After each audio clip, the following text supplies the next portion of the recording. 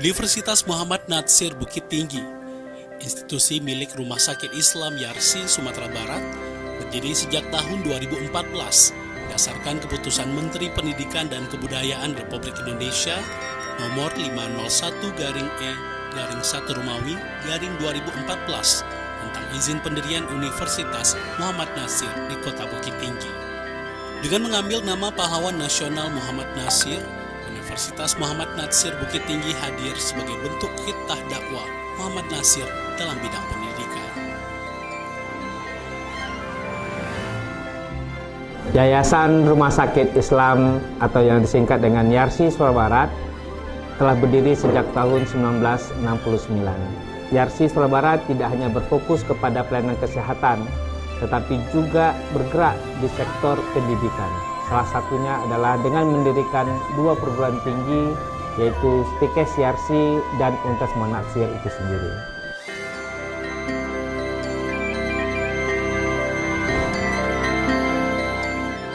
Universitas Muhammad Natsir Bukit Tinggi merupakan universitas hasil penyatuan institusi pendidikan yang dimiliki oleh Yarsi Sumatera Barat, yaitu Stikes Yarsi. Penyatuan 2 institusi ini dilakukan pada tahun 2021 sehingga pada saat ini menjadi Universitas Muhammad Natsir Bukit Tinggi.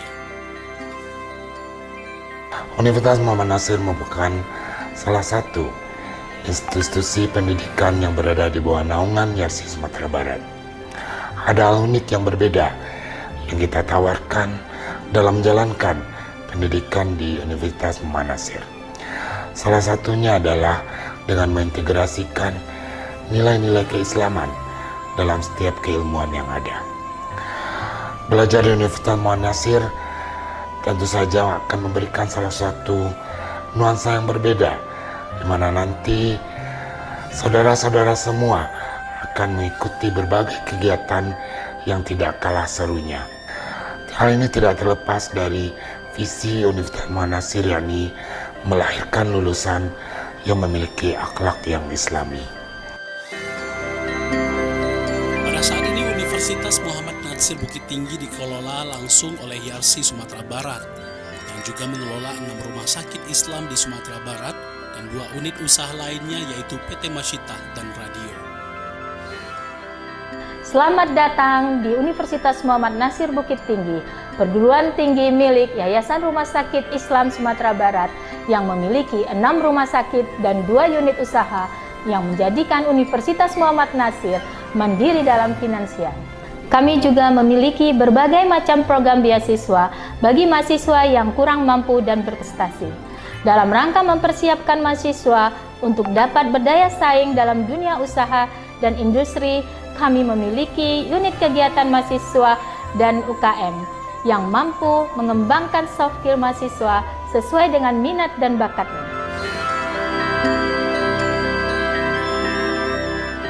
Universitas Muhammad Natsir memiliki visi, yaitu menjadi universitas yang unggul berdasarkan kepada nilai-nilai Islam dan berdaya saing di tingkat Asia Tenggara tahun 2034. Perwujudan visi tersebut tertuang dalam moto Universitas Muhammad Natsir Bukit Tinggi, yaitu membangun ilmu, karakter, dan peradaban. Dengan ini Universitas Muhammad Natsir menegaskan komitmennya untuk berperan aktif dalam membentuk individu yang cerdas, berbudi pekerti, dan berkontribusi nyata dalam pembangunan masyarakat dan peradaban secara keseluruhan. Universitas Muhammad Natsir Bukit Tinggi sudah terakreditasi baik dari BAN PT, memiliki 2 fakultas, yaitu Fakultas Ilmu Kesehatan dan Fakultas Ilmu Sosial dan Humaniora.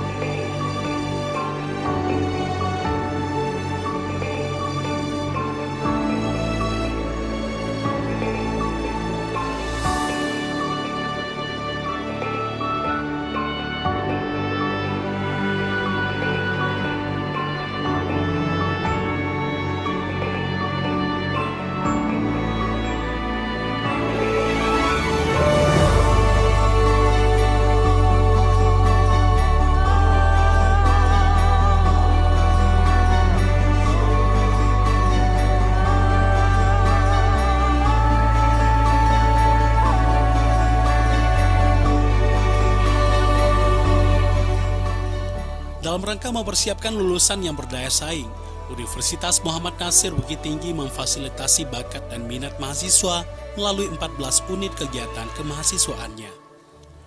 Di antaranya UKM Kewirausahaan, UKM KSR, UKM Event Organizer, UKM Pers Mahasiswa, UKM Multimedia, UKM Penalaran, UKM Bahasa, UKM Pendekar, UKM Tari, UKM Keagamaan, UKM Mapala, UKM Olahraga, UKM Pramuka, dan UKM Paduan Suara.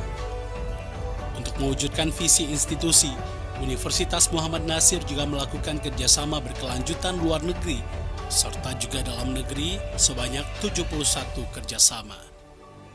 Di antaranya kerjasama dengan University Songkhla Thailand, University Selangor Malaysia, Pemerintah Provinsi Sumatera Barat, Dinas Pemberdayaan Masyarakat dan Desa Provinsi Sumatera Barat, Badan Pengawas Keuangan dan Pembangunan Provinsi Sumatera Barat, Rumah Sakit Jiwa Daerah Provinsi Jambi, Ikatan Akuntan Indonesia, Universitas Islam Sumatera Utara, Politeknik Caltex Riau.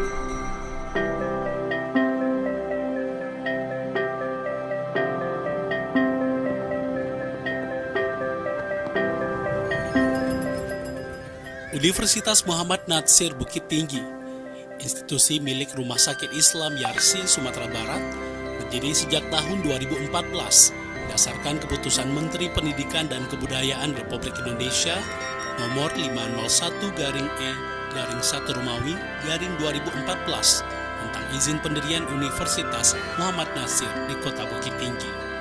Dengan mengambil nama pahlawan nasional Muhammad Natsir, Universitas Muhammad Natsir Bukit Tinggi hadir sebagai bentuk khidmah dakwah Muhammad Natsir dalam bidang pendidikan. Yayasan Rumah Sakit Islam atau yang disingkat dengan Yarsi Sumatera Barat telah berdiri sejak tahun 1969. Yarsi Sumatera Barat tidak hanya berfokus kepada pelayanan kesehatan, tetapi juga bergerak di sektor pendidikan. Salah satunya adalah dengan mendirikan 2 perguruan tinggi, yaitu Stikes Yarsi dan Universitas Muhammad Natsir itu sendiri.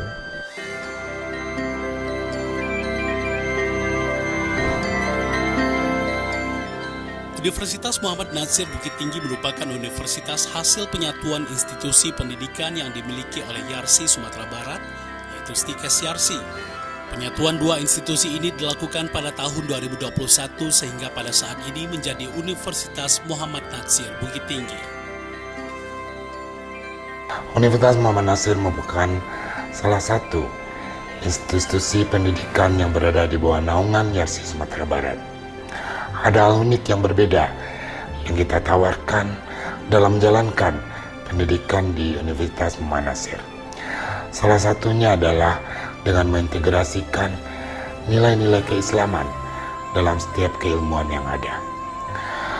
Belajar di Universitas Muhammad Natsir tentu saja akan memberikan salah satu nuansa yang berbeda, di mana nanti saudara-saudara semua akan mengikuti berbagai kegiatan yang tidak kalah serunya.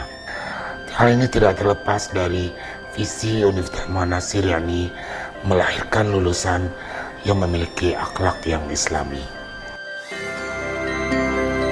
Pada saat ini Universitas Muhammad Natsir Bukit Tinggi dikelola langsung oleh Yarsi Sumatera Barat yang juga mengelola 6 rumah sakit Islam di Sumatera Barat dan 2 unit usaha lainnya, yaitu PT Masyitah dan Radio.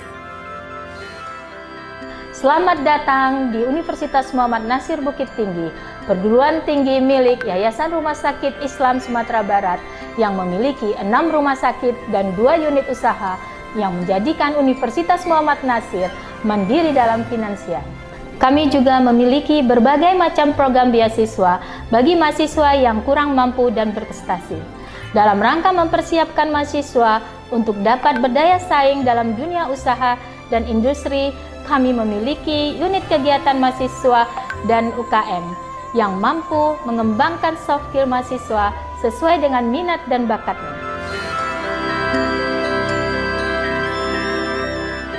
Universitas Muhammad Natsir memiliki visi, yaitu menjadi universitas yang unggul berdasarkan kepada nilai-nilai Islam dan berdaya saing di tingkat Asia Tenggara tahun 2034. Perwujudan visi tersebut tertuang dalam moto Universitas Muhammad Natsir Bukit Tinggi, yaitu membangun ilmu, karakter, dan peradaban.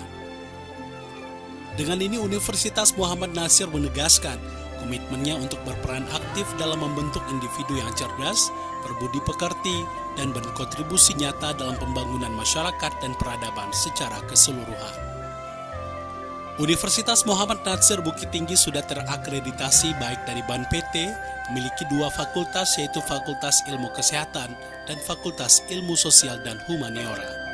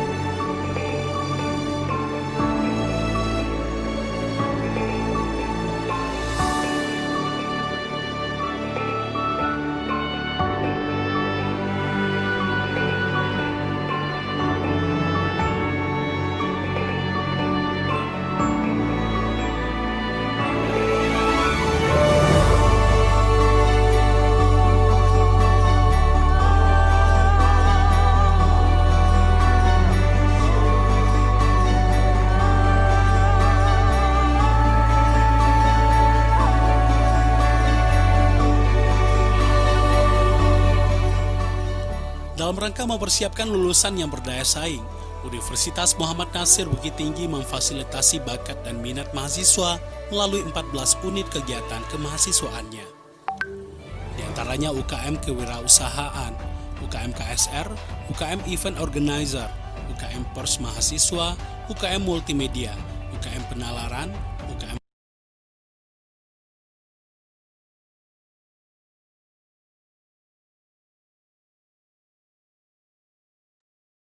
Assalamualaikum Mas Abdul, Mas Kuku. Ya, Waalaikumsalam, Waalaikumsalam. Mana Mas? Sehat Mas? Warahmatullahi wabarakatuh. Alhamdulillah. Bentar Alhamdulillah. ini saya mau on cam lagi siap-siap. Oh, siap, siap. Oke.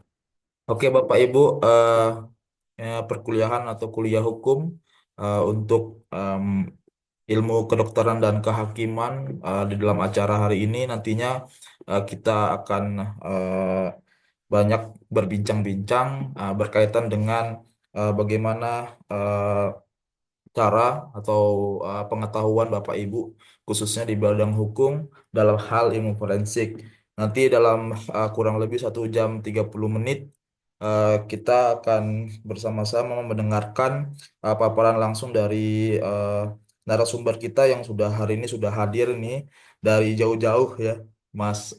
Teman saya juga pada saat dulu masih kuliah di Universitas Erlangga, di mana beliau juga salah satunya orang yang saat ini luar biasa dan sudah menjadi seorang doktor ya atau S3 dalam bidang ahli forensik molekuler yang nantinya akan sama-sama kita akan mendengarkan dengan langsung berkaitan dengan pemaparan beliau berkaitan dengan ilmu-ilmu forensik. Ini sudah bergabung narasumber kita luar biasa sekali Mas Abdul atau Mas Koko ya. Kalau kalau mahasiswa Erlangga sering bilang Mas Koko ya, lebih akrabnya begitu. Halo, Assalamualaikum Mas Koko atau Mas Abdul. Ya, Waalaikumsalam. Ah, Waalaikumsalam. Pak Dion ini. iya.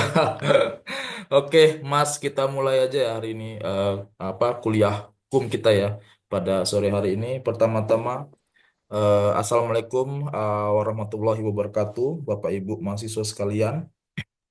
Waalaikumsalam warahmatullahi Terima kasih, salam wabarakatuh. sejahtera buat kita semua.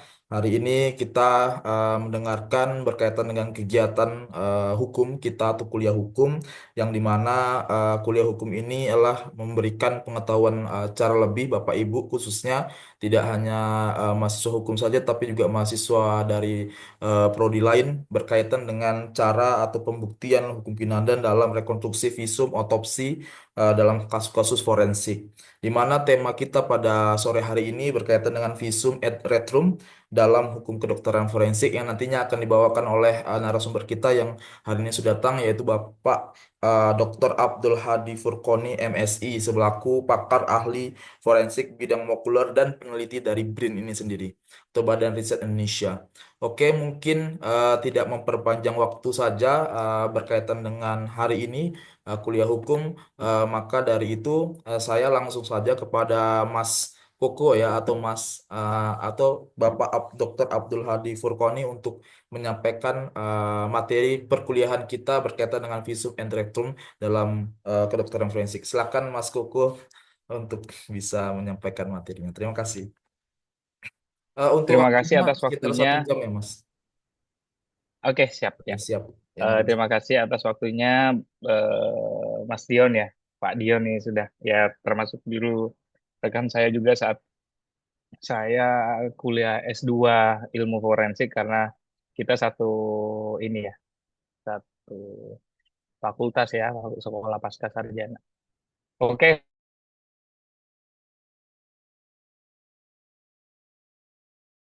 oke.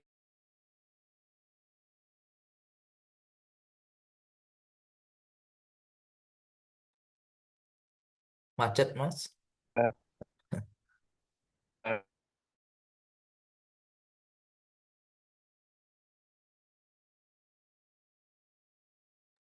Tes Mas. izin.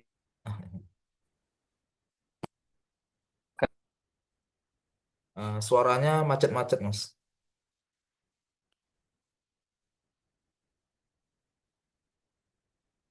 Ya, betul ya. Ya. macet sedikit sinyalnya ya sepertinya. Eh, Sebentar ya Bapak Ibu ya. Nah, ini kayaknya sepertinya narasumber kita kehilangan jaringan. Nih sudah bergabung kembali. Silakan Mas.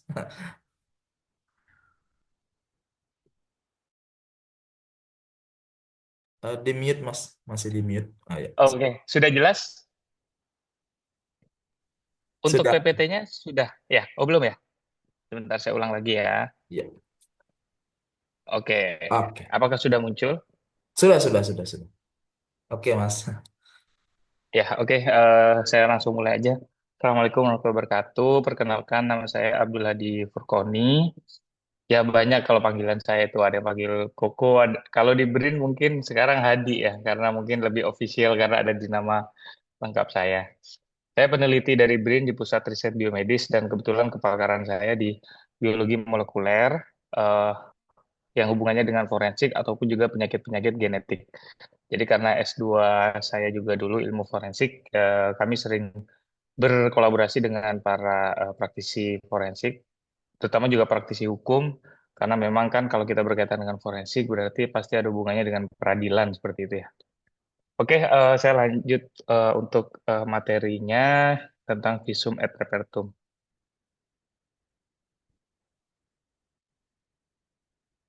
Oke, saya ingin disclaimer dulu. Sebenarnya kalau visum et repertum itu memang harus dilakukan oleh dokter ya apabila terjadi kasus-kasus yang kaitannya dengan forensik atau pidana seperti itu. Nah, tentunya di sini memang beberapa kasus itu tidak hanya pada manusia ya, mungkin juga pada hewan ya, juga mungkin pada yang spesifik seperti dokter gigi. Jadi disclaimer-nya adalah visum et repertum itu dilakukan oleh dokter, dokter apapun itu, dokter umum, dokter spesialis, dokter subspesialis, atau juga dokter hewan, ataupun juga dokter gigi. Apa yang membedakan? Mungkin saya bicara lebih umum dulu. Nah, kalau pada kasus kejahatan, mungkin di sini eh, kita berbicara tentang apa penyebab tewasnya korban, seperti itu ya. Kemudian yang kedua yaitu tidak menimbulkan kematian di pihak korban, namun tetap menimbulkan kerugian baik kerugian fisik maupun mental, seperti itu. Nah, ini secara umum. Secara khususnya, yang setelah saya jelaskan tadi, ada dokter umum, dokter spesialis, dokter gigi, atau dokter hewan. Itu dilihat dari kasusnya. Apabila kasus yang diangkat berkaitan dengan hewan, seperti contoh mungkin terkena gigitan hewan, sehingga si korban itu ingin me- membawa kasus ini ke hukum seperti itu. Berarti yang akan melakukan visum itu adalah dokter hewan seperti itu. Nah, kemudian apabila ada kejahatan yang disinyalir ada kaitannya dengan mungkin dengan dokter gigi ya, mungkin entah dia ada gigitan dari pertengkaran sehingga itu ada gigitan yang itu mungkin terlepas apa ya ada kaitannya dengan dokter gigi itu apabila itu diminta oleh penyidik itu yang berperan adalah dokter gigi seperti itu. Kemudian kalau dokter umum atau dokter spesialis maupun dokter subspesialis itu berarti kaitannya dengan manusia. Contohnya mungkin seperti dulu kasus Mirna, ya mungkin rekan-rekan sudah banyak mengetahui ya kasus Mirna dan Jessica itu kita bisa mengambil pelajaran dari situ. Ahli forensik tersebut yang patologi forensik itu pasti dari dokter. Nah, nanti setelah otopsi itu berarti kita bisa membuat visum et repertum yang tentunya itu dikeluarkan oleh dokter spesialis forensik karena disinyalir ada sianida di dalam tubuh korban seperti itu. Nah, itu mungkin ya kasus-kasus. Kemudian juga itu mungkin yang tewasnya korban ya. Kemudian yang kedua, di sini ada tidak menimbulkan kematian dari pihak korban, namun tetap menimbulkan kerugian, baik kerugian fisik maupun mental. Ini banyak terjadi seperti kejahatan-kejahatan yang ada di Indonesia maupun di dunia. Mungkin kalau kita ambil contoh ada kasus pemukulan, ya ada kekerasan atau pengeroyokan oleh beberapa orang seperti itu, sehingga di situ kan ada korban yang itu menimbulkan mungkin ada cacat fisik maupun ada eh, lebam-lebam atau tanda yang itu disinyalir dilakukan oleh suspek dari pelaku pelaku tersebut, sehingga itu bisa dilakukan visum terhadap orang hidup. Jadi visum et repertum tidak melulu korbannya sudah meninggal seperti itu ya, tapi bisa pada korban hidup seperti itu. Oke, mungkin saya lanjut. Oke, di sini untuk alurnya seperti itu ya. Kita tahu dari penegak hukum itu ada polisi, ada jaksa, ada hakim, kemudian ada penasihat hukum atau lawyernya seperti itu. Yang mana penegak hukum ini berperan aktif apabila ada perkara yang berkaitan dengan pidana seperti itu. Nah, dari penegak hukum ini sendiri untuk memecahkan atau menyelesaikan kasus-kasus pidana, tentunya mereka membutuhkan kesaksian.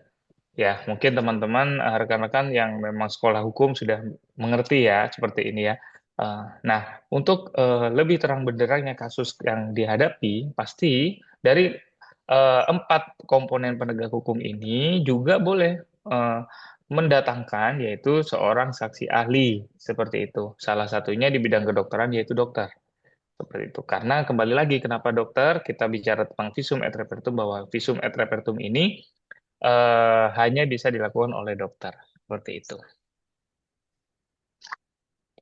Untuk peran dokter di sini tentunya yang pertama yaitu memberikan keterangan, pendapat, serta nasihat sejak pada penyidikan pertama sampai pada sidang pengadilan.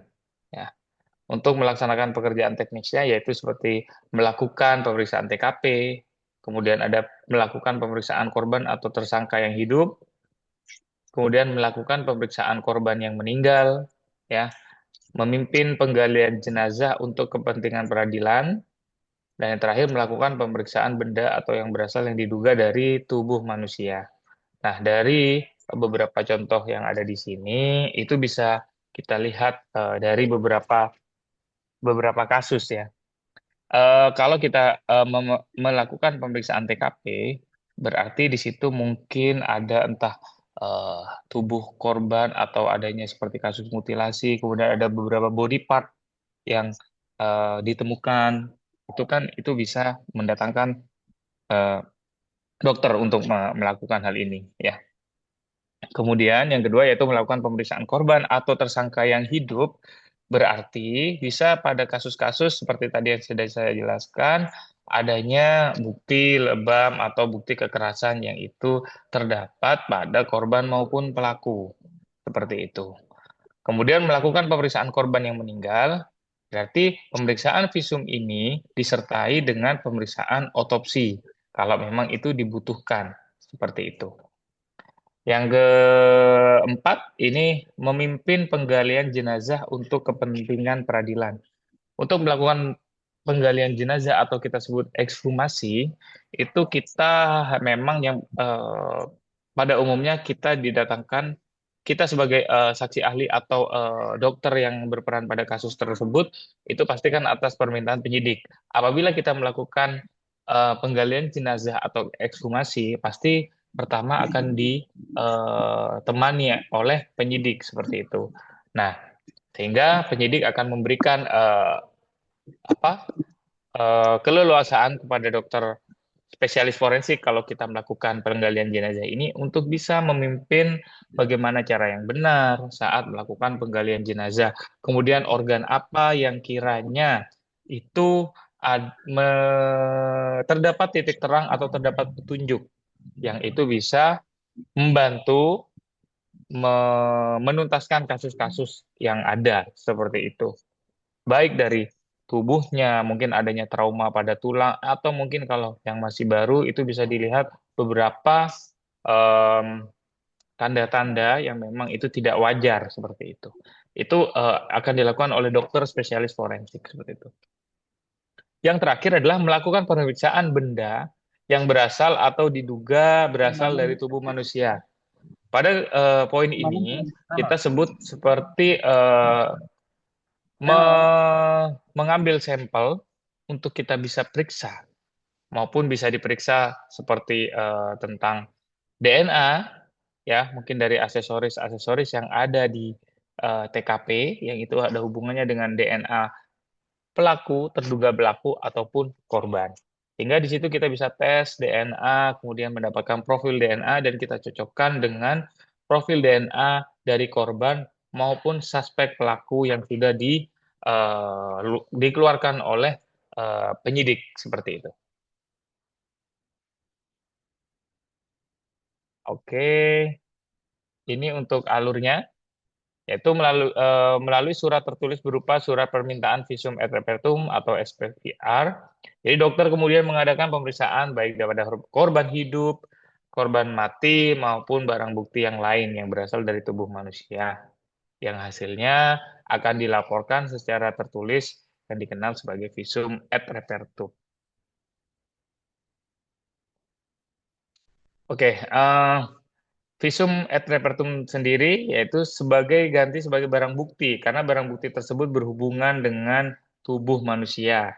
Contohnya seperti luka, mayat, atau bagian tubuh, atau kita sebut tadi body part, yang itu akan segera berubah, ataupun nanti kalau terlalu lama itu bakal busuk, ya, akan busuk seperti itu. Sehingga tim penyidik memang harus peka bagaimana untuk menyelesaikan kasus-kasus yang mereka hadapi, kapan mereka harus mendatangkan ahli yang berhubungan dengan kasus-kasus yang tertentu, sehingga itu bisa terungkap kasus tersebut. Karena kalau sampai telat untuk melakukan visum et repertum, petunjuk-petunjuk itu akan segera hilang. Karena itu tadi, mereka akan berubah atau busuk seperti itu. Jadi harus disegerakan. Yang kedua yaitu visum et repertum, ya sebagai alat bukti memang.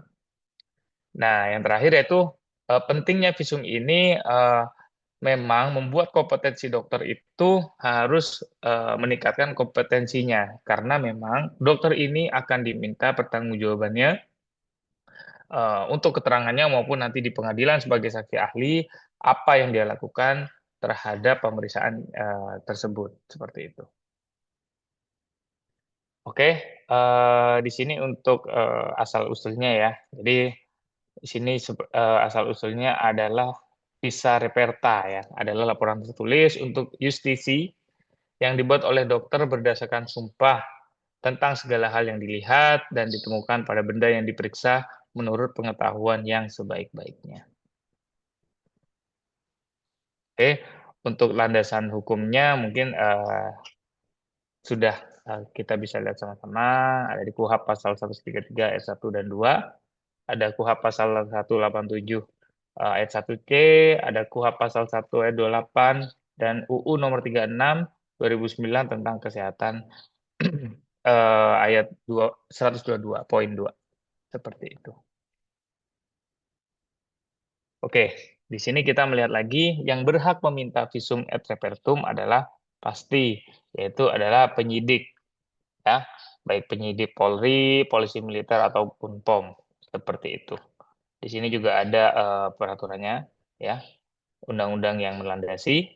Kemudian yang selanjutnya adalah hakim pidana, hakim perdata, dan hakim agama, seperti itu. Oke, ini siapa yang berhak membuat visum et repertum?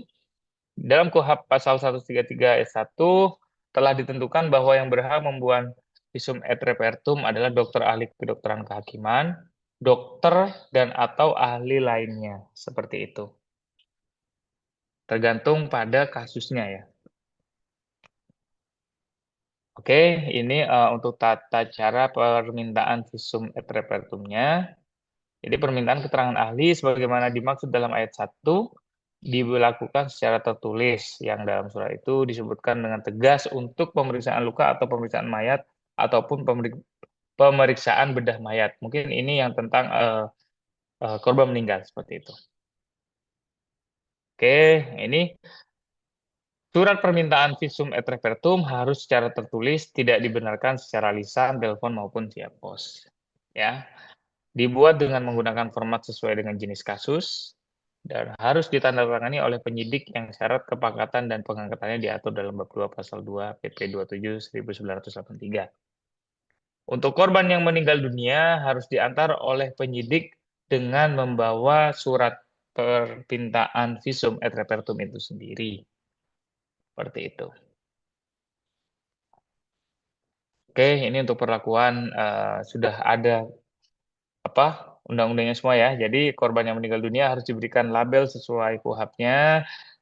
Kemudian sebaiknya penyidik yang meminta visum et repertum mengikuti jalannya pemeriksaan bedah jenazah apabila ini pada kasus otopsi ya.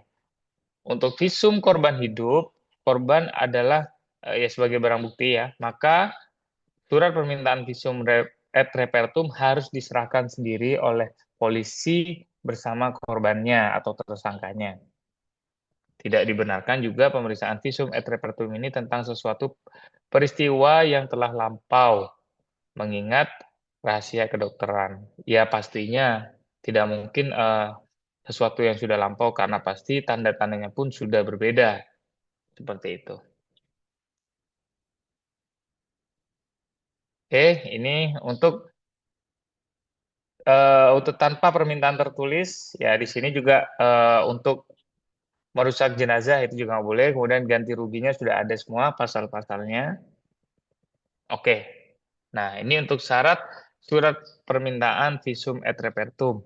Itu tanggalnya harus jelas, kapan dibuat, ditujukan kepada siapa, kemudian jati diri korban, identitas korban, dan penyidiknya siapa. Karena penyidik ini juga tidak bisa, dia tidak boleh, harus ada data diri penyidik, karena siapa yang membawa. Karena kalau tidak ada, kita bakal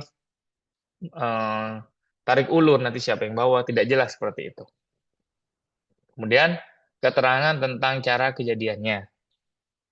Selanjutnya, yaitu permintaan tentang pemeriksaan, pengobatan, atau perawatan yang dikehendaki penyidik. Di sini, pemeriksaan, pengobatan, ataupun perawatan itu memang harus didiskusikan. Jadi dokter pun tidak semena-mena menurut keilmuan dia melakukan perawatan atau pengobatan. Harus berkoordinasi dengan penyidik apa yang dilakukan, apa yang akan dilakukan, seperti itu. Karena memang dokter dan penyidik dalam kasus ini itu adalah dua orang yang sangat berperan, sehingga harus inline, harus sama jawaban atau keterangan tentang kasus yang mereka hadapi, seperti itu. Kemudian jati diri atau identitas petugas rumah sakit yang menerima SVR. Jadi memang harus jelas alur pembuatan surat permintaan visum et repertum ini. Untuk apa? Alurnya agar semakin agar diketahui seperti itu. Oke, di sini kewajiban penyidik terhadap keluarga korban. Ya, sudah ada KUHP-nya juga pasal 34. Ini dalam hal sangat diperlukan di mana untuk kepentingan pembuktian bedah mayat tidak mungkin lagi dihindari. Penyidik wajib memberitahukan terlebih dahulu kepada keluarga korban. Ya, yang ayat kedua yaitu dalam hal keluarga keberatan, penyidik wajib menjelaskan sejelas-jelasnya tentang maksud dan tujuan perlu dilakukannya pembedahan tersebut. Apabila dalam waktu 2 hari tidak ada tanggapan dari keluarga atau pihak yang diberitahukan tidak diketemukan, penyidik akan segera melaksanakan ketentuan sebagaimana dimaksud dalam pasal 133 ayat 3. Jadi, apabila terjadi kematian yang tidak wajar, memang polisi itu wajib ya untuk melakukan pembedahan atau otopsi. Nah, siapakah yang bisa menyimpulkan bahwa adanya kematian tidak wajar? Itu pasti dari penyidik, seperti itu.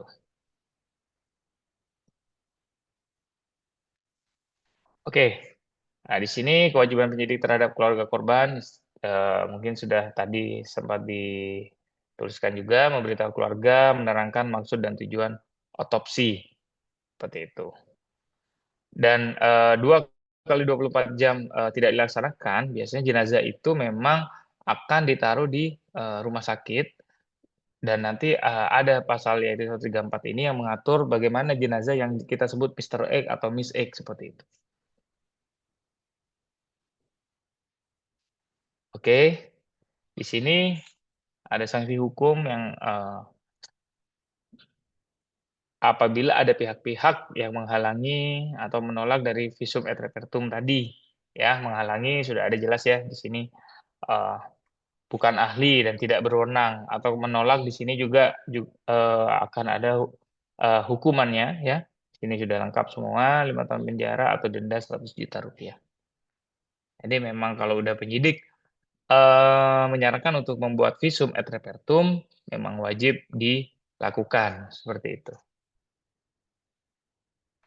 Oke, kita lanjut.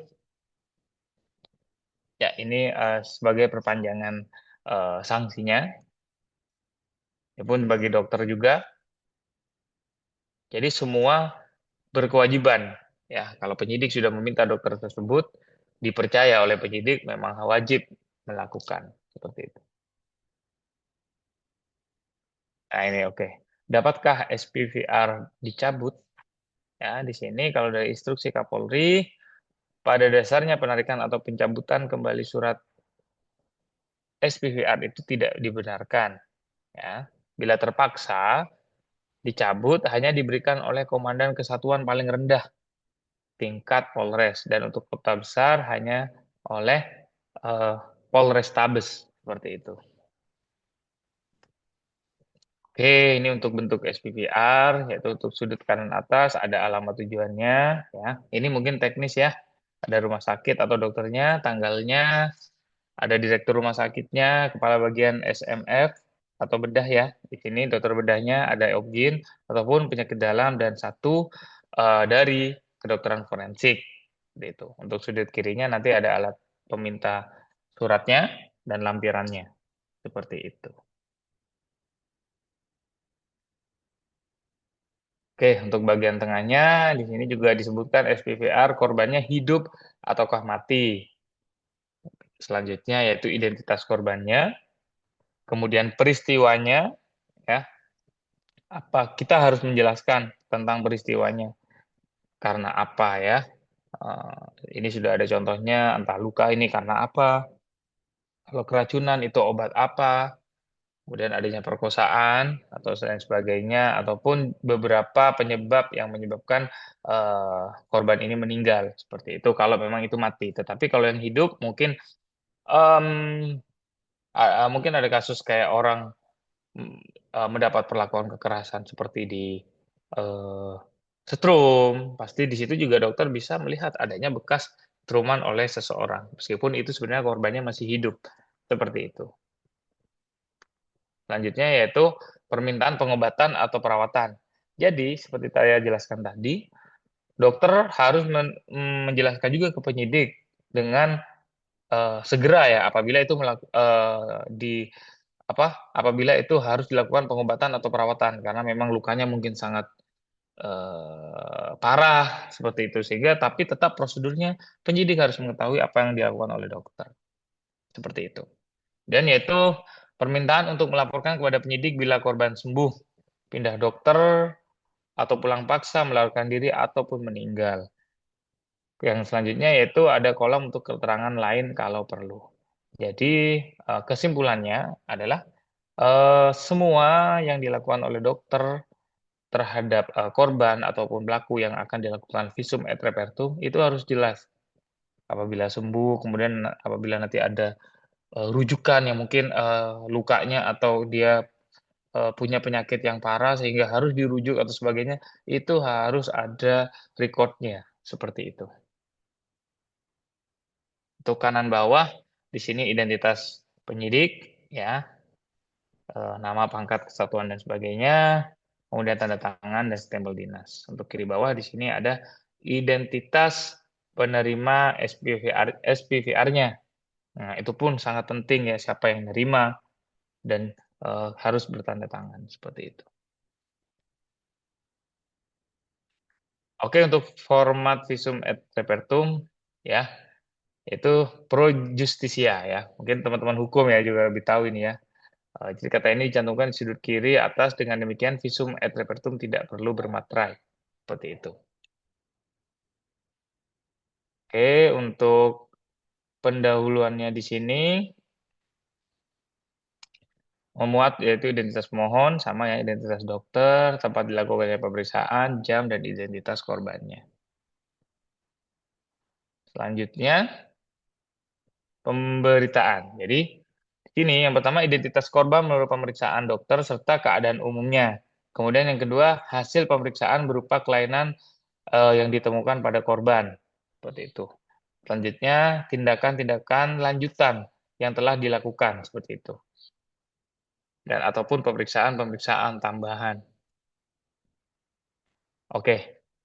Nah, dalam proses pemberitaan atau apa ya, mengungkap hasilnya atau memberikan hasil dan menjelaskan tentang hasil, karena itu juga nanti kan dijelaskan ya dengan orang yang tidak semua mengerti tentang ilmu kedokteran atau istilah-istilah medis. Sehingga yang pertama adalah memakai bahasa Indonesia yang mudah dimengerti orang awam. Maka harus ditulis dengan huruf, ya. Kemudian tidak dibenarkan menulis diagnosa luka seperti itu. Luka bacok, luka tembak itu tidak boleh seperti itu. Luka harus dilukiskan dengan kata-kata. Yang selanjutnya yaitu memuat hasil pemeriksaan yang objektif sesuai apa yang dilihat dan ditemukan. Untuk hasil pemeriksaannya, yang pertama memang harus sistematis, jelas, terperinci, yang akhirnya juga dapat dimengerti oleh orang awam. Seperti itu. Selanjutnya adalah objektif apa adanya. Nah, itu untuk yang mati ya. Kalau dalam korban hidup, harus jelas informasi dari anamnesenya, pemeriksaan fisik dan laboratorium, prosedur medis, informasi selama korban dirawat di rumah sakit, dan keadaan terakhir korban. Mungkin sama ya, jadi kesimpulannya harus jelas apa yang harus dilakukan. Ya, ini untuk pada korban mati, sini ada external examination, jadi semua yang berhubungan dengan korban itu juga kita pelajari, yaitu selanjutnya adalah autopsi. Dan yang terakhir adalah laboratorium atau pemeriksaan lanjutan yang mensupport atau membuat hasil ini semakin terang benderang. Contohnya, apabila kalau kita melihat kasus seperti Mirna dan Jessica, itu kan kita mengetahui adanya cyanida di bagian organ dalam tubuh korban. Kenapa itu tahu ada cyanida? Pasti dokter itu kan akan membedah perutnya, kemudian mengambil organ yang terdapat cyanida itu dan itu akan dianalisis secara laboratorium. Apakah benar ini cyanida? Nah, itu yang dimaksud laboratorium atau pemeriksaan lanjutan, sehingga membuat kasus atau hasil dari otopsi ini semakin jelas seperti itu. Kesimpulannya, bagian ini berupa pendapat pribadi dari dokter yang memeriksa mengenai hasil pemeriksaan sesuai dengan pengetahuan yang sebaik-baiknya. Yaitu seseorang melakukan pengamatan dengan kelima panca indera dan sifatnya subjektif. Kesimpulan pada ini adalah visum et repertum itu memang dilakukan oleh dokter yang sudah dianggap kompeten untuk melakukan visum ini, sehingga nanti dokter tersebut akan mempertanggungjawabkan hasil apa yang dilakukan secara keilmuan dia di peradilan atau mungkin juga nanti di pengadilan. Mungkin sudah teman-teman melihat ya beberapa kasus yang saksi ahli adalah dokter forensik, mungkin ada, tidak harus dokter ya, maksudnya kalau kita bicara kasus psikologi forensik, ada digital forensik mungkin yang akhir-akhir ini juga ada kasus ya tentang digital forensik, pemalsuan dokumen dan sebagainya. Itu semua harus mempertanggungjawabkan di pengadilan yang memang dia adalah kompeten. Pasti nanti sebelum dia bersaksi itu akan disumpah juga ya. Mungkin teman-teman hukum sudah pada mengerti semua, pada tahu semua. Dia akan disumpah dan menuliskan bahwa apa yang dia utarakan adalah benar sesuai dengan ilmu pengetahuan yang dia ketahui. Seperti itu. Oke, untuk kesimpulan visum tadi ya yang pertama ya berisi opini dokter berdasarkan keilmuan dia, bersifat ilmiah pasti ya, dibuatkan secara data, dapat diterima dengan menggunakan keilmuan paling sedikit memuat identitas korban secara singkat, cedera dan penyebab kekerasan, kemudian derajat kekerasan apabila korbannya hidup, atau sebab dan mekanisme kematian. Dan yang terakhir yang mungkin informasi lain yang diperlukan, seperti itu. Untuk menutup di sini menyatakan visum et repertum dibuat sebenarnya berdasarkan keilmuan, mengingat sumpah sesuai dengan ketentuan dalam KUHP. Oke. Di sini penutupnya juga, demikianlah visum et repertum ini dibuat dengan mengingat sumpah pada waktu menerima jabatan. Berarti di sini adalah sumpah dokter. Jadi kan kita tahu setiap profesi ada sumpah profesi ya. Jadi ini dibuat dasar apa ya, bahwa yang dia lakukan, yang dia ketahui sesuai dengan keilmuan dia adalah benar ya. Karena sumpah dokter itu pun juga harus memberikan keterangan dengan sebenar-benarnya, seperti itu. Oke, ini macam-macam untuk visum et repertum, ada korban hidup ya, ada visum et repertum sementara, lanjutan. Yaitu ada visum yang kedua adalah visum et repertum mayat, kemudian ada visum et repertum pemeriksaan TKP, ada visum et repertum penggalian mayat atau jenazah atau kita sebut ekshumasi, ada visum et repertum mengenai umur dan seks. Ya, mungkin ada beberapa kasus yang apa ya? Ya, kalau mungkin meninggal ini apakah jenis kelamin laki-laki atau perempuan itu ada pemeriksaannya. Kemudian apakah banyak ya yang ada kelainan kromosom. Jadi ada orang mungkin ada beberapa ya kasus di Indonesia yang dianggap memiliki kelamin ganda. Tetapi secara kromosom dia memang sudah jelas apakah dia kromosom YY berarti dia adalah laki-laki atau XY seperti itu atau XX itu adalah kromosom perempuan seperti itu. Selanjutnya ada visum et repertum psikiatrik, tentunya ini dengan kejiwaan ya. Kemudian yaitu visum et repertum mengenai barang bukti itu sendiri. Oke, ini untuk salah satu contoh ya kalau lukanya pada korban hidup ya. Seperti itu, kualifikasi luka juga akan memudahkan hakim untuk menjatuhkan pidana. Seperti itu. Oke, ini mungkin terkait luka ya. Saya lanjut saja.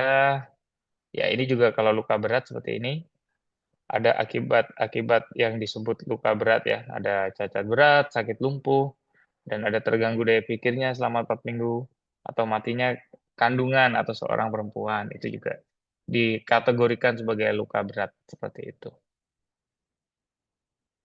Oke, conclusion-nya ini sama ya untuk derajat luka. Ya, di sini kalau derajat luka ringan, tidak menimbulkan penyakit atau halangan dalam menjalankan pekerjaan. Ini juga klasifikasi ya, menurut undang-undangnya. Oke, nah ini untuk pemerkosaan. Nah, tidak kewajiban dokter untuk membuktikan suatu perkosaan. Yang selanjutnya adalah kewajiban dokter adalah membuktikan adanya persetubuhan dan adanya tindak kekerasan. Apa bedanya? Maksudnya, yang membuktikan apakah ini pemerkosaan itu kan pasti dari penyidik. Kenapa? Pemeriksaan visum et repertum ini tidak satu-satunya rujukan dan bisa menyimpulkan sesuatu apakah itu pemerkosaan atau apapun itu. Jadi dokter adalah membuktikan adanya persetubuhan. Kalau persetubuhan itu berarti adanya ya pertemuan sel telur dan sperma seperti itu. Itu pun kalau kita lihat kasus ya, ada kasus dulu saya juga pernah ikut serta itu seperti ada pemerkosaan lebih dari 7 orang, lebih dari 1 orang. Waktu itu suspeknya ada 7 orang dan yang mengaku hanya 3 orang dan 4-nya tidak mengaku. Tapi bagaimana penyidik melakukan itu? Apakah ternyata penyidik curiga? Apakah benar ini 4 orang tidak melakukan persetubuhan atau pemerkosaan? Itu mereka penyidik menyarankan dokter untuk mengswab bagian kelamin wanita saat setelah itu.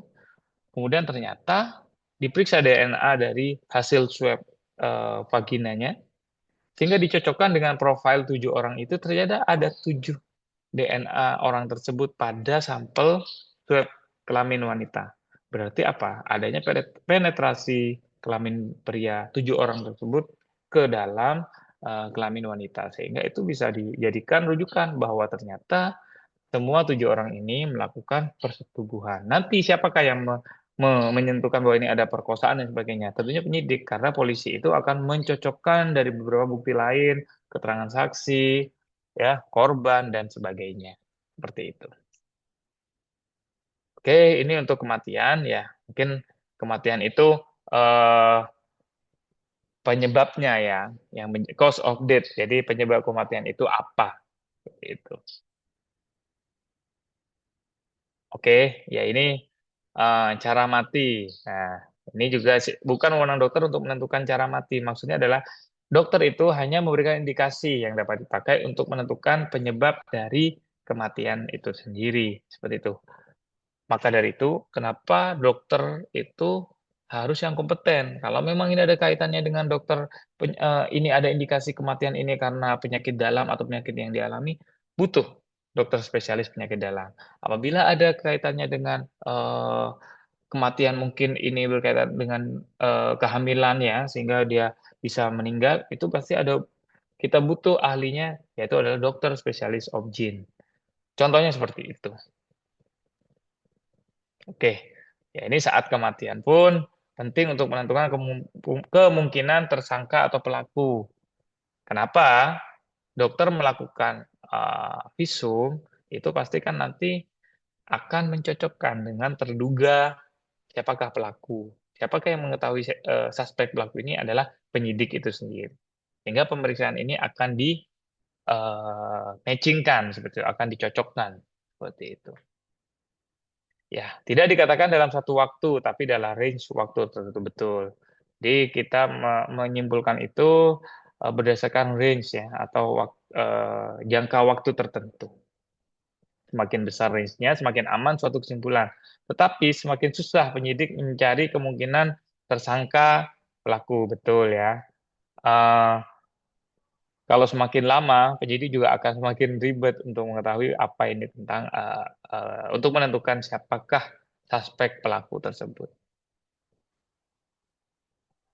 Nah, ini mental kompetensinya penting untuk menentukan dapat atau tidaknya seorang diminta pertanggungjawabannya secara hukum. Ya, tentunya hanya dokter psikiatri yang dapat menentukan seperti itu. Dalam artian, harus kalau kaitannya dengan kejiwaan, siapakah yang memberikan keterangan itu juga harus eh, benar-benar adalah orang yang sehat sadar secara lahir dan batin seperti itu. Tentunya juga terkait dengan psikologinya seperti itu. Oke, ini sama ya, visum et repertum hanya diberikan kepada penyidik peminta, tidak boleh disebarkan ke media meskipun lisan. Hindari berbicara terlalu banyak, berbicara terlalu dini, dan berbicara pada orang yang salah. Betul. Jadi, seorang dokter, seorang penyidik itu harus menjaga lisannya. Jangan sampai pernyataan yang tidak jelas atau pernyataan yang tidak dijaga itu akan menjadi blunder ya terhadap mereka seperti itu. Karena setiap apa yang mereka katakan terkait dengan kasus itu akan dipertanggungjawabkan seperti itu. Oke, mungkin ini yang dapat saya sampaikan tentang visum et repertum. Kita bisa lanjut diskusi, mungkin kita bisa sharing juga buat teman-teman ya. Terima kasih banyak. Assalamualaikum warahmatullahi wabarakatuh. Waalaikumsalam warahmatullahi wabarakatuh. Terima kasih Mas eh, Abdul atau Mas Hadi ya yang telah memaparkan apa hasil dari ininya berkaitan dengan visi et repertum. Mungkin langsung saja mungkin ini karena Mas Koko ya, saya Mas Koko saja. Eh, Ya, boleh. karena di sini banyak ya Mas yang bukan juga dari orang hukum gitu yang di dalam karena kelasnya ya.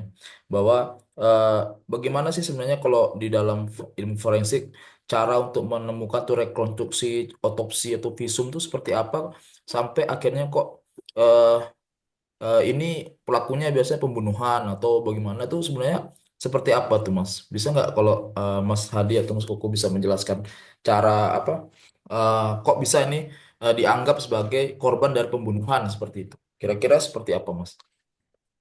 Ya, Mm, kalau kita ini berarti kan pertanyaannya bagaimana mengungkap kasus tersebut dan menyimpulkan kasus tersebut ya, entah Iya. itu pembunuhan, pemerkosaan atau yang lain. Mm, Jadi eh, sangat kompleks ya untuk mm, mengetahui itu. Yang pertama yang berperan ini kan adalah penyidik ya. mm, Sehingga penyidik di situ mengumpulkan bukti-bukti apa yang membuat kasus itu bisa terungkap ya. Tentunya dari saksi, kemudian dari korban. Kan biasanya apakah ini korban? Belum tentu kita sebut saksi korban kan. Nah, itu pertama kan semua biasanya saksi ya. Jadi saksi mereka akan mengungkapkan atau memberikan argumen mereka terhadap kasus tersebut. Sehingga dari informasi tersebut, eh, penyidik akan mempunyai titik terang nih. Nah, untuk kasusnya. Tetapi tidak cukup itu. Untuk mengungkap itu pasti penyidik biasanya akan mendatangkan ahli-ahli tertentu yang tentunya sesuai dengan kasusnya. Seperti itu. Kalau tadi tentang pembunuhan, ya pembunuhan itu berarti pembunuhan. Jadi mungkin dia apakah bunuh diri atau dibunuh, biasanya seperti itu. Itu pasti penyidik juga akan mendatangkan ahli forensik, biasanya ya dokter spesialis forensik dan ahli DNA forensik seperti itu. Untuk apa? Yang nanti akan melakukan visum adalah dokter forensik. Kemudian akan bertanya, apabila pembunuhan itu seperti apa? Contohnya luka. Nah, biasanya dokter forensik itu sudah mengetahui derajat luka dalam itu seperti apa, ataupun luka tembakan, dan ini disasarkan oleh eh, peluru jenis apa, seperti itu. Biasanya dokter forensik itu sudah kompeten di bidang itu.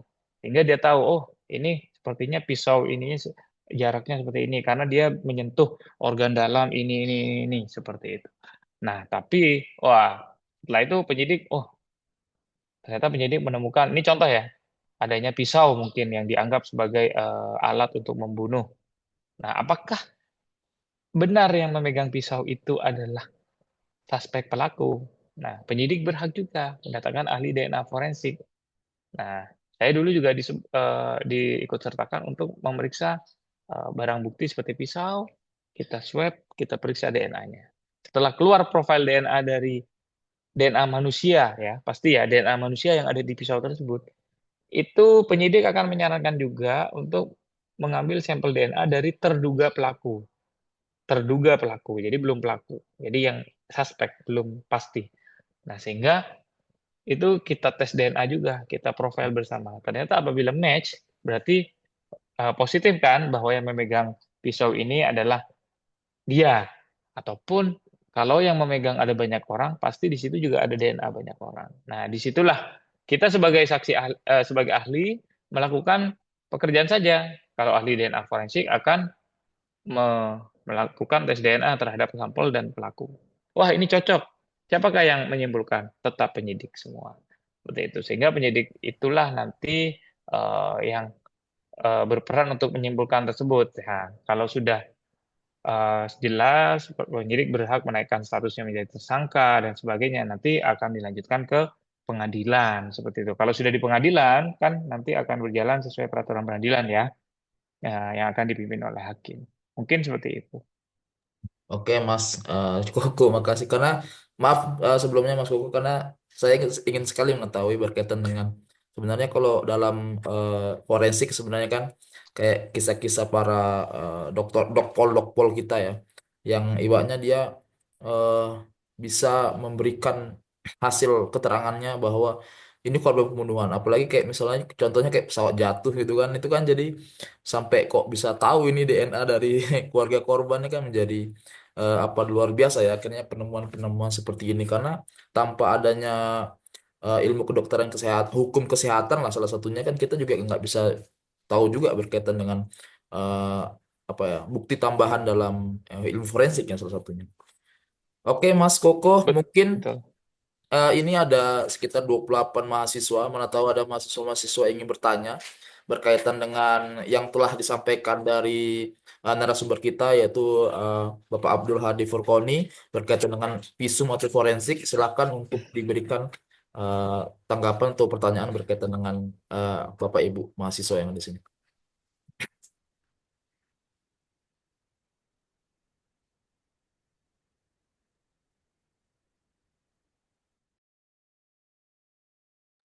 Oke, ada Bapak Ibu?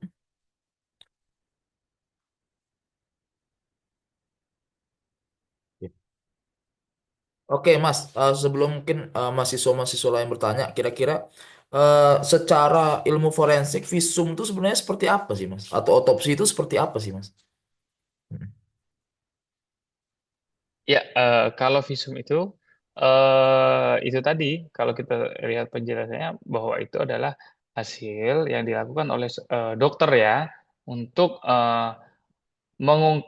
sorry, untuk memeriksa apa yang diperintah oleh penyidik ya. Tentunya dokter tadi yang kompeten kompeten yang sesuai dengan kasusnya.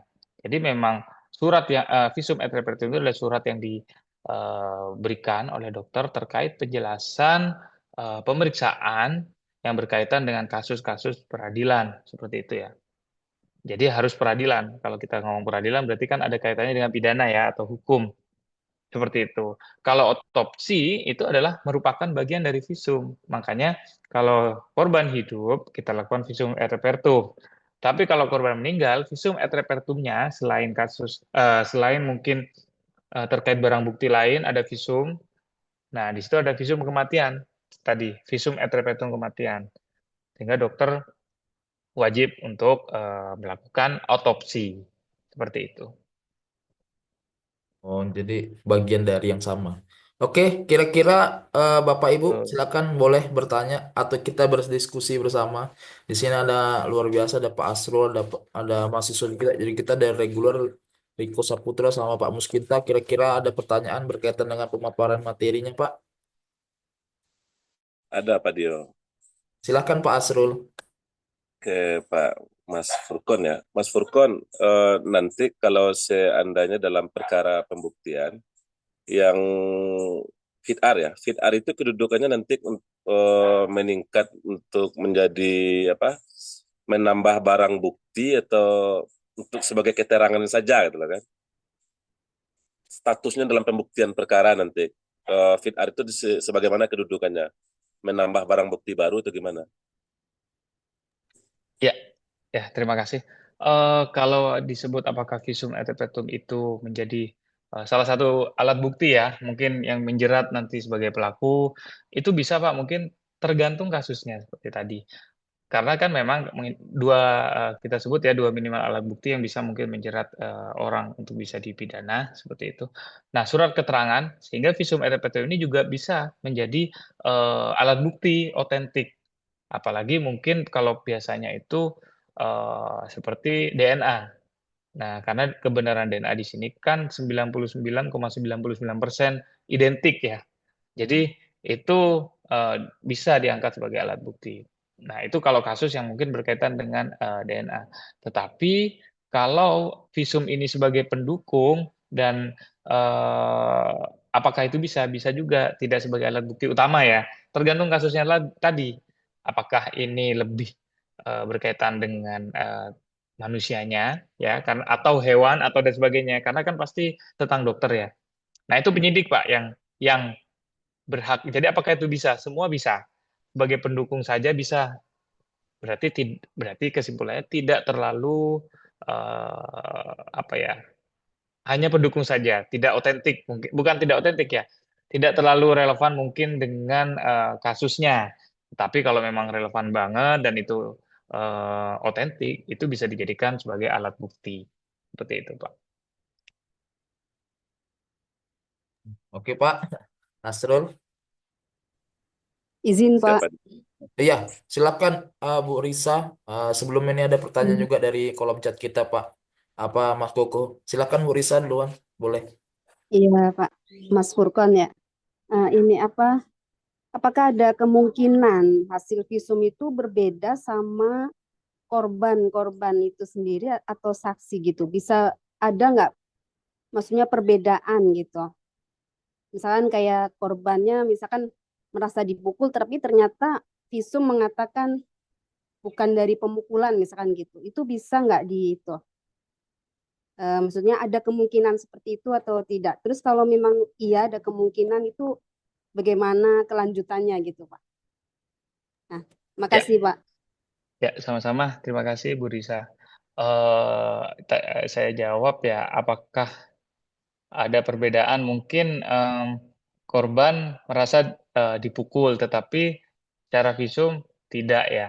Nah, kembali lagi, pendekatan yang dilakukan oleh dokter kan sesuai keilmuan ya. Jadi kalau memang luka atau lebam ya yang terdapat di sebuah kasus, ya dokter akan melihat sesuai keilmuan dia yang kompeten. Makanya kan dokter sebagai orang yang kompeten untuk melakukan visum. Nah, kalau memang menurut dokter tidak ada kekerasan, berarti gimana? Siapa yang menyimpulkan? Kembali lagi. Informasi ini akan disatukan di penyidik, sehingga penyidik lagi yang akan menyimpulkan. Bagaimana penyidik menyimpulkan? Ya pasti apabila ada perbedaan, berarti kan penyidik harus melihat faktor-faktor lain. Karena secara keilmuan, ternyata tidak ada tanda kekerasan. Tetapi korban bilang ada kekerasan.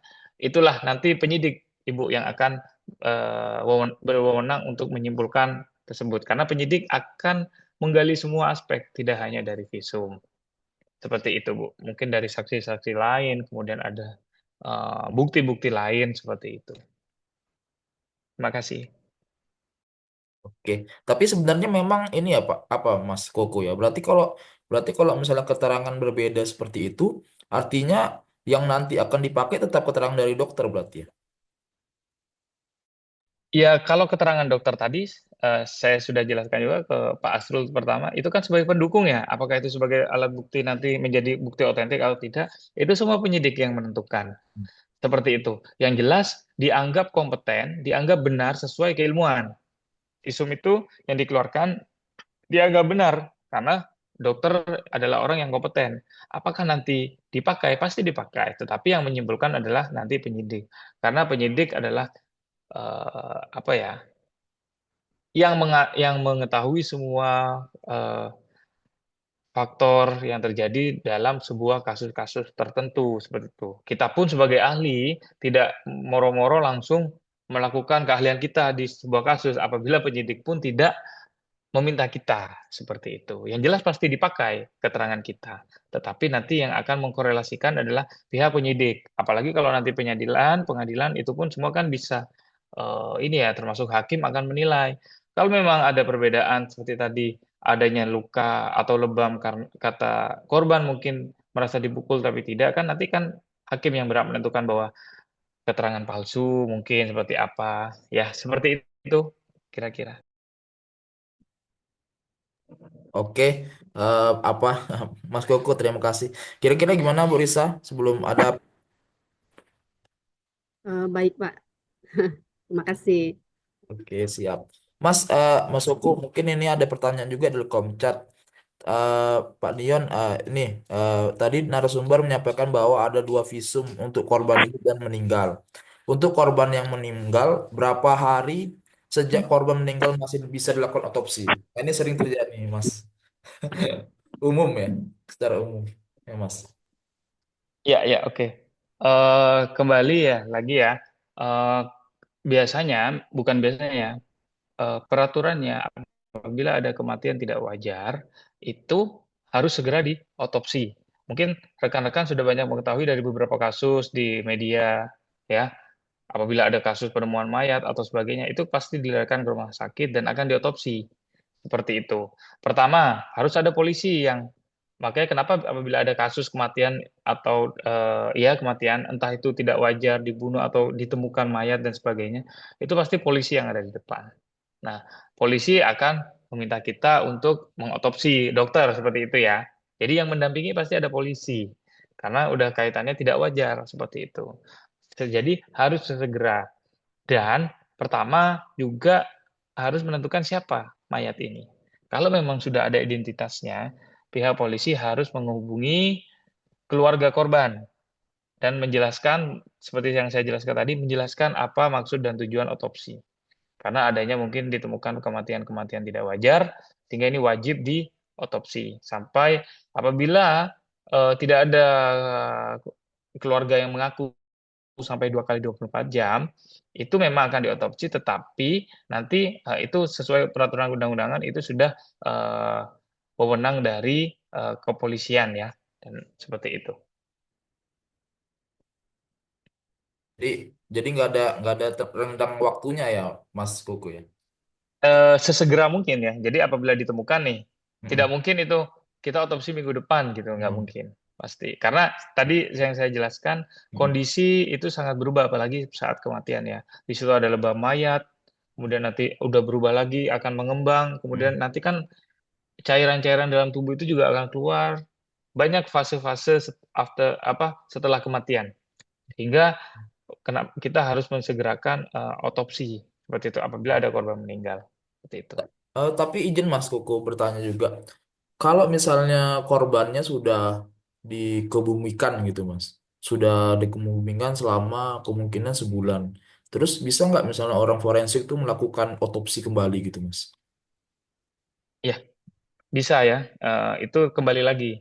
Semua bersumber dari polisi. Yang meminta kita untuk melakukan penggalian jenazah atau ekshumasi itu harus dari penyidik.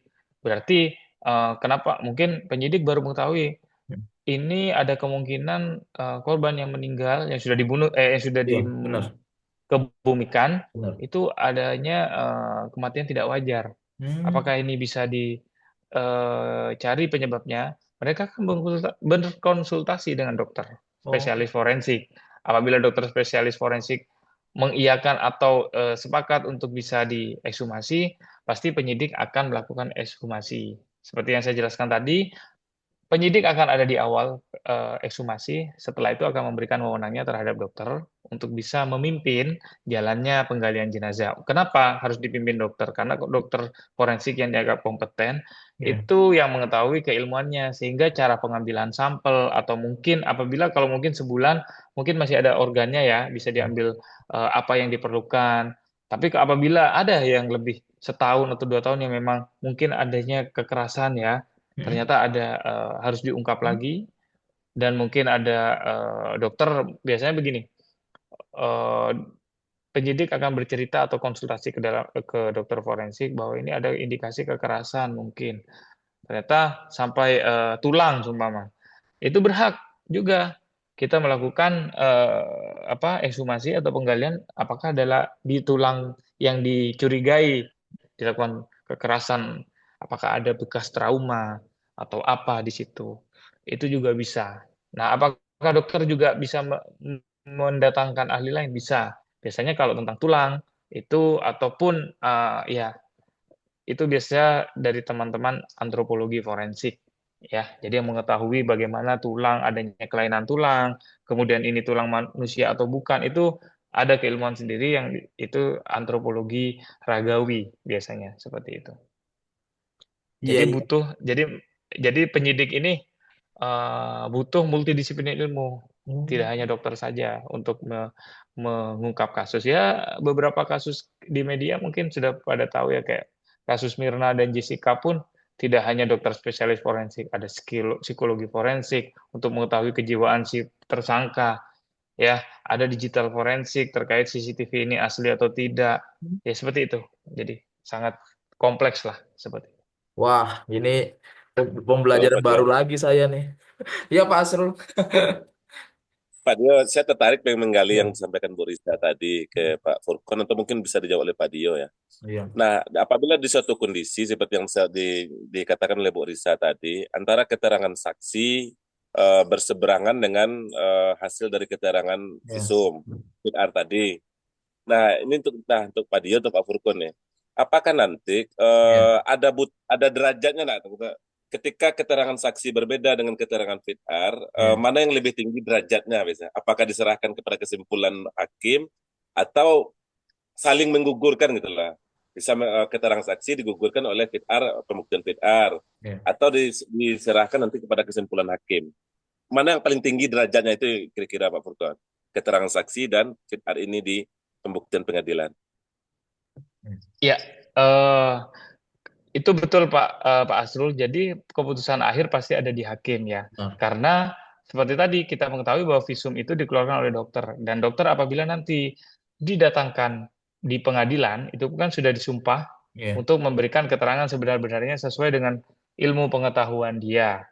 Nah, terkait itu menggugurkan atau tidak itu akan hakim yang menilai seperti itu. Nah, mungkin konteksnya, teknisnya, hakim kan ini gamblangnya mungkin dari saya ya. hakim juga akan menilai apakah perbedaan ini, kan dokter ini mungkin dianggap benar sesuai keilmuan, oke. Tapi apakah ini dengan pernyataan saksi yang berbeda, apakah itu benar atau memang dia memasukkan keterangan, itu kan akan bisa diketahui juga oleh penyidik. Maksudnya dari keterangan-keterangan yang lain, apakah ini sesuai? Karena kan penyidik juga tidak menilai hanya dari keterangan saksi, hasil visum, mungkin juga dari olah TKP, kemudian bagaimana lingkungan sekitar terhadap kasus-kasus tertentu, pihak-pihak saksi-saksi lain. Nah, disitulah mungkin juga yang akan berperan mana yang benar dan menjadi keputusan dari hakim itu sendiri. Itu mungkin dari saya. Oke, benar sih, apa itu, Mas Koko, memang jadi kalau misalnya memang berkaitan dengan saksi atau keterangan palsu biasanya memang tergantung di hakimnya lagi, Pak Azrul. Bagaimana hakim memutuskan, karena memang kan dalam proses peradilan otomatis kan hakim kan mempunyai kuasa penuh dalam suatu proses peradilan. Salah satunya itu mengungkapkan salah satu saksi, saksi-saksi dan semuanya kan juga akan ditentukan lagi, bagaimana nanti kan setiap ada peradilan itu kan ada proses saksi, ada eksepsi, ada replik, duplik dan segala macam, dan proses itu akan berlangsung sampai akhirnya dari putusan hakim itu bisa kita ketahui bahwa ya ini bisa diputuskan. Dan kalau misalnya hakim memutuskan bersalah, otomatis keterangan tersebut itu memang dibenarkan dalam secara ilmu kedokteran, mungkin seperti itu. Mungkin mungkin satu lagi ini Mas Mas Koko nih pertanyaan dari ini ada yang raise hand juga dari Bu Reska Rika. Silahkan Bu Reska Rika. Oke, terima kasih Pak Budi. Sebelumnya, saya ingin bertanya ini kepada Pak Abdul ya, Pak ya Abdul ya, Pak Abdul Hadi Furqoni. Ini tadi di dalam penjabarannya, saya tadi melihat itu kan ada beberapa ada tentang autopsi.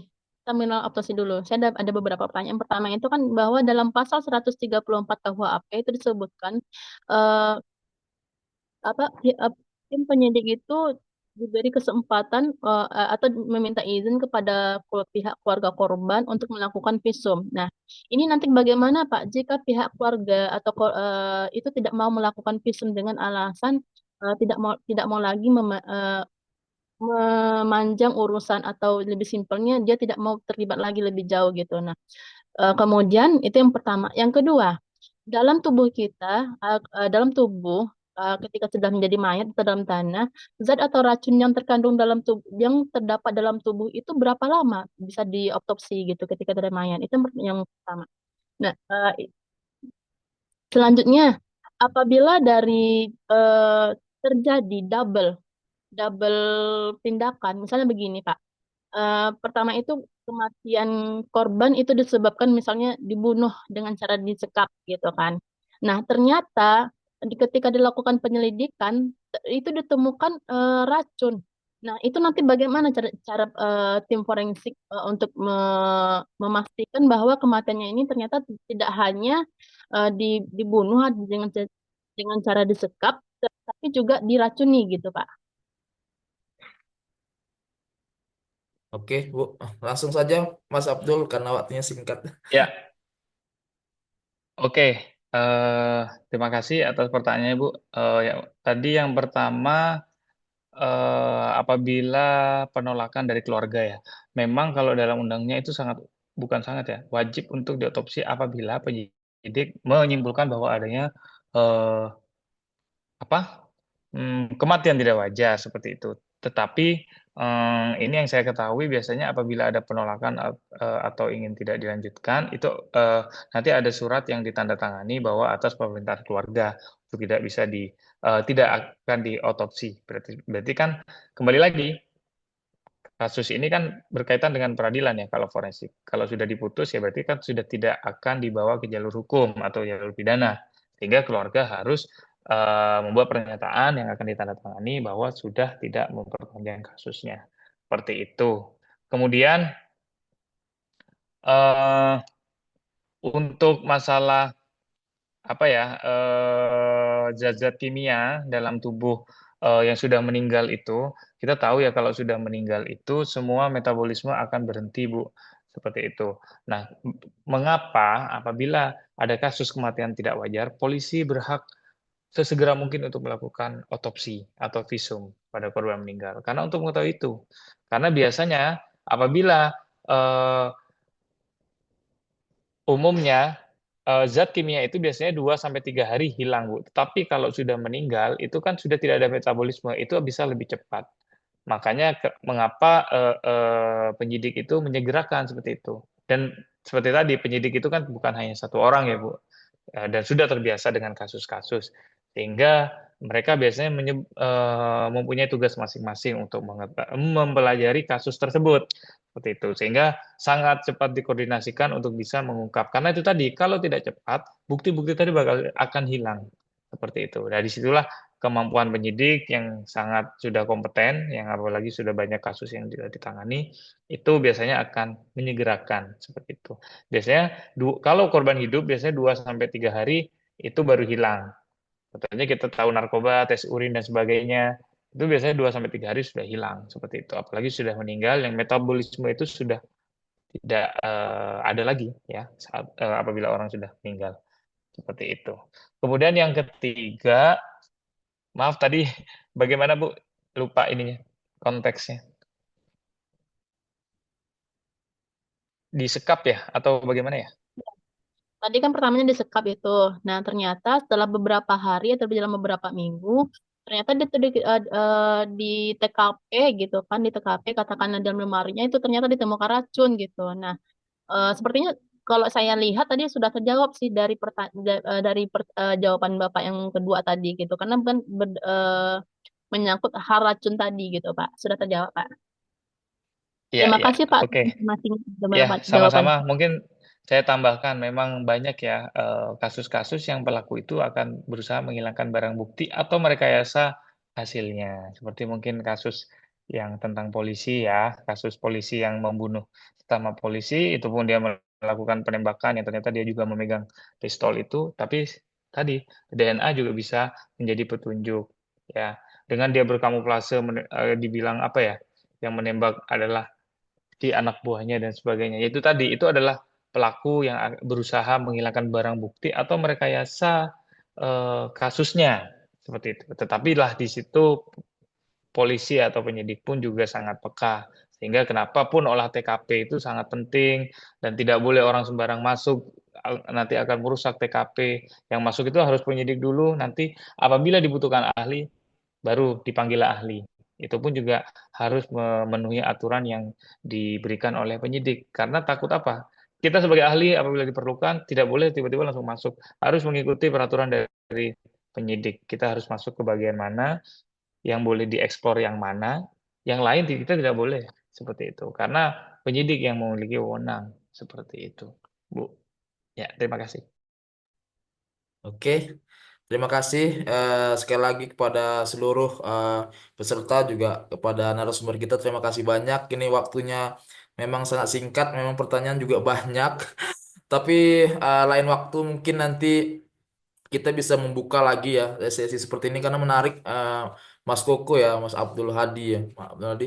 Karena ya kalau bisa ya kan kita kalau bisa praktek praktek langsung gitu kan cara konstruksi visum seperti apa itu lebih bagusnya seperti itu kalau misalnya kalau dalam dunia forensik ya. Jadi kita memang lebih mengetahui secara pasti dan bapak-bapak mahasiswa di sini juga Mas Koko nantinya juga bisa belajar kan ketika menemukan suatu permasalahan di nagari atau di desanya ya otomatis dia udah tahu nih oh berarti begini cara proses otopsi yang atau visum yang sebenarnya. Mungkin seperti itu ya Mas Koko. Mungkin sebagai penutup mungkin dari Mas Koko mungkin ada apa sedikit penutup untuk kuliah hukum kita pada sore hari ini. Boleh silakan. Ya, terima kasih. Saya juga mengapresiasi teman-teman yang sudah aktif ya. Pertanyaannya sangat bagus-bagus sekali. Memang di Indonesia ini mungkin kita ya bukan terlahir ya. Negara kita ini sangat banyak kasus-kasus kriminal dan banyak sekali jenis-jenisnya seperti itu. Apabila nanti mungkin teman-teman tertarik atau mungkin ada kasus yang ingin dikonsultasikan dengan saya, mungkin nanti melalui Pak Dion pun juga bisa. Karena kalau saya sih keahliannya, saya kan di bidang DNA forensik. Jadi kaitan seperti tes DNA, seperti itu. Kadang beberapa kasus yang saya pegang, yang saya kerjakan ya, bukan saya pegang. Seperti kasus ahli warisan, kemudian dia kan kalau kita tahu sebagai ahli waris harus ada bukti biologis bahwa mereka adalah keturunannya. Seperti itu. Kemudian juga kasus-kasus yang kaitannya dengan tes paternity atau tes keayahan ya. Seperti kasus mungkin yang kemarin sempat viral mengaku mempunyai anak dari salah satu pejabat di Indonesia. Seperti itu. Kalau saya kepakarannya di tentang DNA forensik ya. Ya tes-tes DNA lah seperti itu. Mungkin nanti kiranya ada kasus atau apapun yang bisa didiskusikan, saya sih terbuka saja. Mungkin nanti bisa melalui Pak Dion, saya sangat terbuka lah. Mungkin itu. Terima kasih juga atas waktunya, atas sharingnya. Mudah-mudahan bisa bermanfaat semua. Terima kasih. Oke, terima kasih buat sekali lagi buat narasumber kita. Terima kasih sekali lagi Mas Abdul Hari Furqoni atau Mas Koko ya, yang hari ini sudah bareng-bareng memberikan ilmu kepada kita semua, Bapak Ibu mahasiswa khususnya tidak hanya untuk prodi hukum saja, tapi juga prodi-prodi yang lain yang sudah bergabung di kita juga tadi. Ya, Ayo, silakan Pak Muskinta. kalau bisa dibuat lagi momennya ini sangat menarik karena Mm-mm. kalau Pak Abdul ini kan forensiknya DNA. Ini di ranah Mina ini ahli-ahli waris ini perlu kita tes ini. Keturunan dia apa tidak? Ah, ini cocok sekali nih. Jadi lain waktu bisa digabungkan kembali nih Pak Dio. Terima Siap, kasih Pak. siap. Siap, makasih Pak Muskinta. Iya, oke lah. Nanti ini bisa menjadi masukan juga buat kita. Nanti direncanakan juga nanti akan ada juga kuliah-kuliah tambahan juga laginya berkaitan dengan ini. Ya mungkin sampai sekian dulu ya hari ini Bapak Ibu karena waktu juga mungkin Mas Kuko di Jakarta sudah maghrib malah sudah sholat ya di sana. Jadi kemungkinan kita hari ini kita tutup. Terima kasih sekali lagi buat Bapak Ibu mahasiswa. Tidak hanya Bapak Ibu mahasiswa ADP, hukum dan lain sebagainya yang telah langsung atau Bapak-Bapak Ibu yang di luar sana ya, yang bukan dari prodi atau Universitas Muhammad Nasir, Bapak Ibu pengacara, wawancara apa eh, wartawan dan lain sebagainya yang telah bergabung. Terima kasih banyak, terutama juga pada Mas Koko atau Mas Abdul Hadi, ini dokter ya teman saya berkaitan dengan kuliah pakar atau kuliah hukum pada hari ini. Semoga nantinya apa yang telah diberikan oleh Mas Koko ini dapat bisa atau bermanfaat bagi Bapak Ibu mahasiswa sekalian. Untuk link absensi dan sertifikat Bapak Ibu bisa dapat mengakses di kolom chat. Untuk sertifikatnya nanti bisa langsung masuk ke dalam email Bapak Ibu masing-masing. Mungkin Mas Koko terima kasih sekali lagi atas waktunya, ucapannya dan lain sebagainya. Lebih kurang saya mohon maaf lah atas ini. Mungkin kita akhiri kuliah hukum kita pada sore hari ini. Terima kasih sekali lagi. Saya ucapkan Assalamualaikum warahmatullahi wabarakatuh. Waalaikumsalam warahmatullahi wabarakatuh. Terima kasih Bapak Ibu, Pak Waalaikumsalam Dion, warahmatullahi semuanya. Mas Koko semuanya Bapak Ibu, terima kasih banyak. Liv. Kasih Pak. Terima kasih Pak.